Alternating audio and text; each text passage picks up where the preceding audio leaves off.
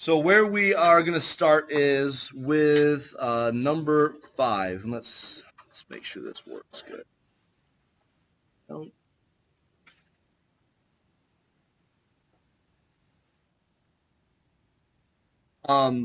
So number 5, we're going to add: did we make a good economic decision, or what makes a good economic decision? Let's do that. What makes a good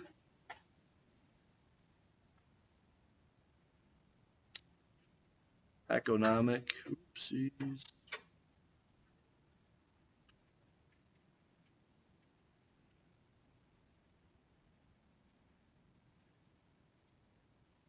decision?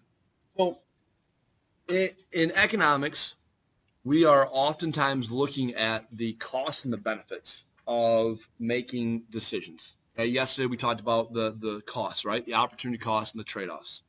And so if we are going to make an economic or a good decision, a good economic decision, then we're going to make a decision where the benefit outweighs the cost. So let's just put down here, an economic decision is a good decision when the benefits are greater than the cost. An economic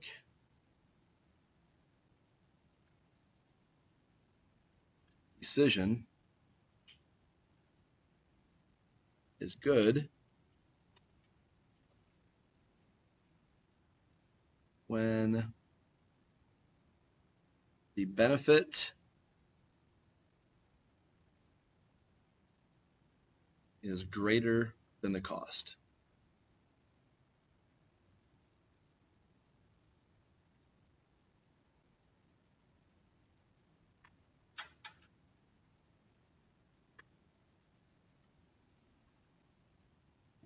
Now let's go back to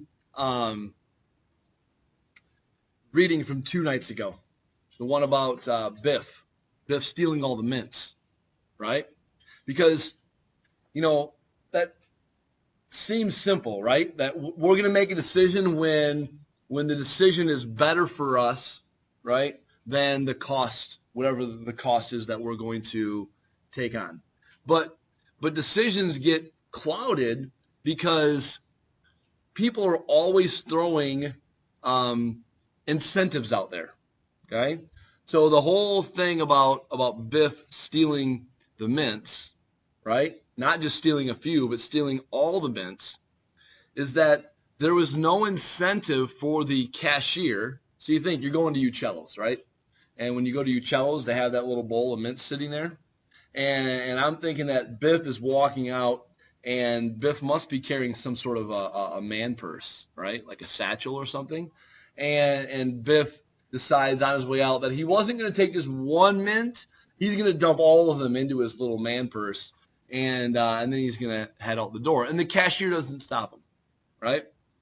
So if you were the owner of Uccello's, you probably aren't very happy with her decision or his decision in that scenario, right? So what would you do to get your host or hostess to change their behavior and to stop Biff from stealing all the mints? Okay.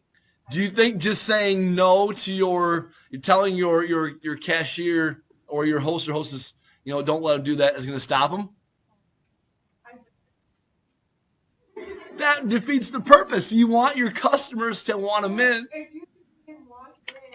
Oh, so as soon as Biff walks in, hide the mint bowl behind your back.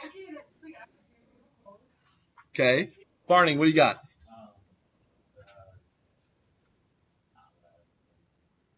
Like what?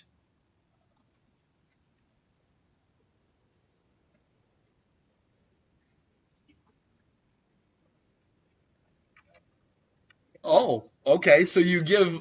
Okay, that's a different approach than I would take, but you'd be a good boss. That's good. Yeah, Aaron, right? Yeah.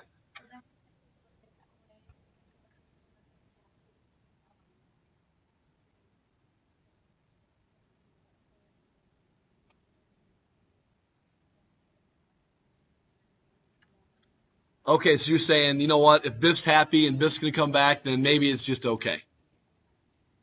All right, Gavin.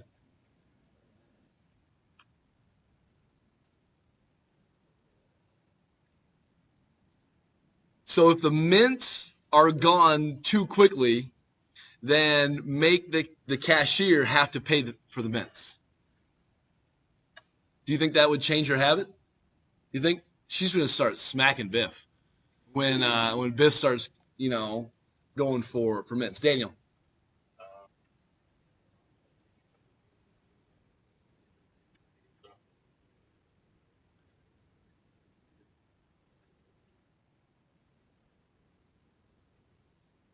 That's fair. So that way there's incentive for the workers to want the business to make as much money as possible. And you know that the mints are a cost, right? Even though it's a small cost, all that stuff adds up, especially if Biff's coming in once a week or once a day and stealing all of them, then you could reduce your cost. Sure. Tanyan.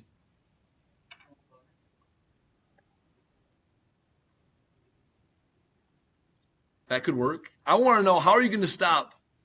I'm coming at you. I'm going to take all those mints. What are you going to do? You going to yell at me? I'm just thinking, you have to remember, this is a restaurant, right? So you have to be somewhat civil because you do want people to come back, right? There's a benefit for customer service, but at the same time, you have to look out for your business. Ian, you're going to add something?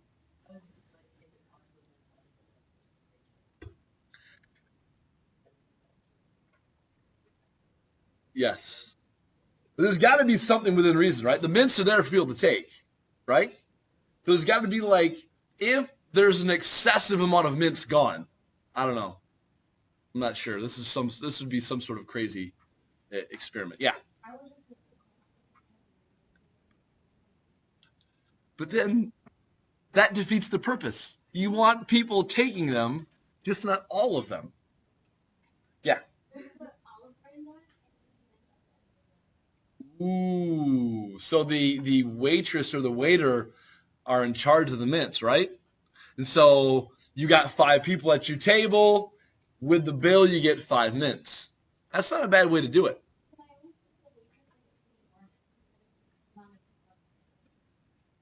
Or you know what else happens then is you end up with a civil dispute amongst family, right? Because I'm stealing the mints from my family members, and now they're mad, and now we're wrestling in the middle of the restaurant, and that's just not ideal. Uh, yeah, Tanya. Okay, leave a limit so that way Biff only gets 5. By the way, I'm just curious. How many of you are like Biff? You're supposed to take one. I'm not saying you dump the whole bowl in your purse or bag, but maybe one turns into a handful. You guys do that? That's how Mrs. Claxel is too. I'm like, you can't do that. Like 2 max. That's it. 2 max. All right. So anyway, the idea here is that let's add to our notes here. We're going to say that incentives help to drive decisions. Okay? Incentives help to drive decisions. And along with that, we'll say that incentives motivate people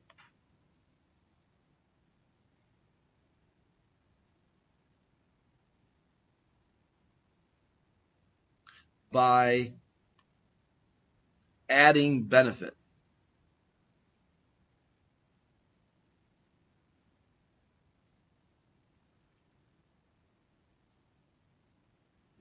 Now, can you think of any other incentives that people use to motivate our decisions or your decisions? Your parents ever use incentives? Ian? A company car, sure.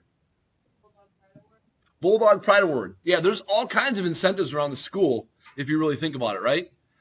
teachers, administrators want students to make the right decision. And sometimes students need a little help making the right decision. And so then we add incentive, right? We add a bulldog pride. We add, grade incentives, or we want you to make good decisions. And so we're going to say, if you do these things, then you can attend, dances or other extracurricular activities, right? Teachers say, hey, I want you to do this extra assignment because it's going to benefit you. And I don't think that you're all going to take it seriously, but if I add extra credit, now that's incentive that you can, get a grade boost if you do what I want you to do. Okay? There's all kinds of incentives that are, I bet your parents are really good at incentives too, right? I know that I've got young kids, so my kids are pretty easy to persuade with like candy, or they can stay up later, or they get, I don't know, you want them to do something maybe they haven't ever done before. It's like, well, if you do that, maybe I'll take you to the dollar store and you can get a toy. Ooh, dollar store toys are awesome, except for they break on the way home. What's that? Huh, McDonald's toys. I hate those toys. Anyway, all right. So it's important that we understand what incentives do. All right, last thing. We're going to add number 6 on our list. And so we've been talking about decisions, and we need to know that there are different types of decisions out there. Okay, so we'll say decisions. No. Different types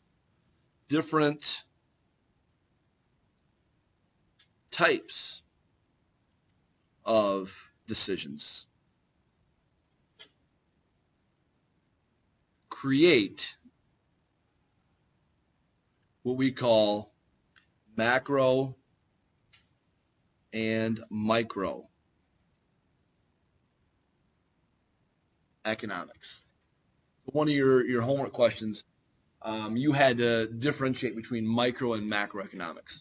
Okay, and if you read, you probably got a little bit of an idea about what the difference was. But just so we can clarify, if you were going to go to college and sign up for an econ class because you love econ so much, and believe it or not, this does happen. Students take econ here, and then they like it, and they want to take more econ in college. You will have decisions about what type of economics class you want to take. Most of the classes are split up into 2 categories, macroeconomics and microeconomics. So we have to understand that economics is studying decisions, okay? But there's different types of decisions out there. Micro and macro studies different types of decisions.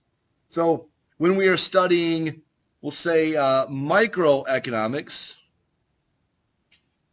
we are studying the decisions made by the small components in the economy. So we'll say microeconomics deals with, we'll say, analyzing decisions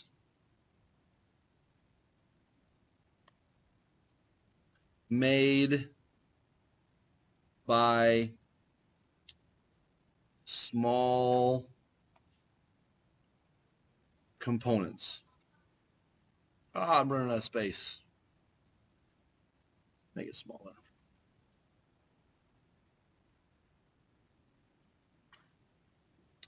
And the small components of an economy are going to be the individuals and the businesses. So if you were to take a microeconomics class, in that class, you will spend most of your time talking about why individuals and businesses make decisions. Okay? Why did Little Caesars raise the price of their pizza? Or why did Little Caesars hire more workers? Or why did they lay some workers off? Those are microeconomic decisions. Okay? But when we're talking about macroeconomics, say macro, we're analyzing the large components of the economy, or the economy as a whole, maybe is the best way to describe that. So we'll say analyzing economy as a whole. And things that we talk about in macroeconomics, okay? We don't talk about why Little Caesars raises their price. We want to know why are price levels in general across all goods increasing. We call that inflation, okay? So the things that we would be talking about a lot in macroeconomics are terms like inflation, unemployment,